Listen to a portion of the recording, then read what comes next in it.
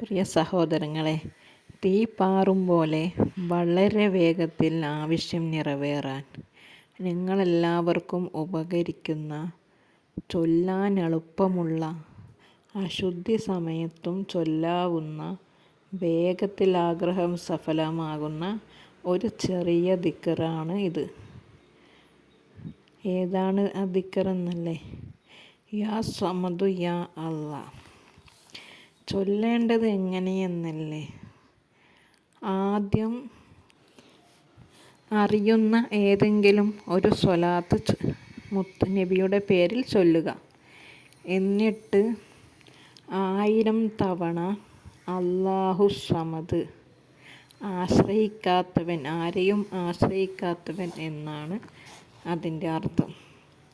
അല്ലാഹു സമദ് എന്ന് 1000 തവണ ചൊല്ലുക. എന്നിട്ട് പിന്നെയും 11 തവണ നബി സല്ലല്ലാഹു അലൈഹി വസല്ലം തങ്ങളുടെ പേരിൽ സ്വലാത്ത് ചൊല്ലി തീർക്കുക. ഒരു 10 മിനിറ്റ് മതിയാകും ഈ ദിക്ർ ചൊല്ലാൻ.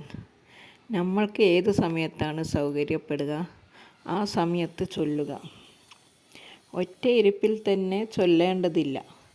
ഒറ്റ സമയത്ത് ചൊല്ലിയാൽ അത്രയും നല്ലത്. ദിക്ർ ചൊല്ലിക്കഴിഞ്ഞ ഉടനെ ദുആ ചെയ്യുക. ദുആ ചെയ്യുമ്പോൾ മുത്തുനബിൻ്റെ പേരിൽ സ്വലാത്ത് ചൊല്ലിയില്ലേ, അതിൻ്റെ പ്രതിഫലം ഹദിയ ചെയ്യുക. നല്ല ഇഖ്ലാസോടു കൂടി ചൊല്ലുക. നല്ല ചിന്തയോടുകൂടി ചൊല്ലുക. അർത്ഥം അറിഞ്ഞ് ചൊല്ലാൻ ശ്രമിക്കുമല്ലോ ഇൻഷാ അല്ലാഹ്.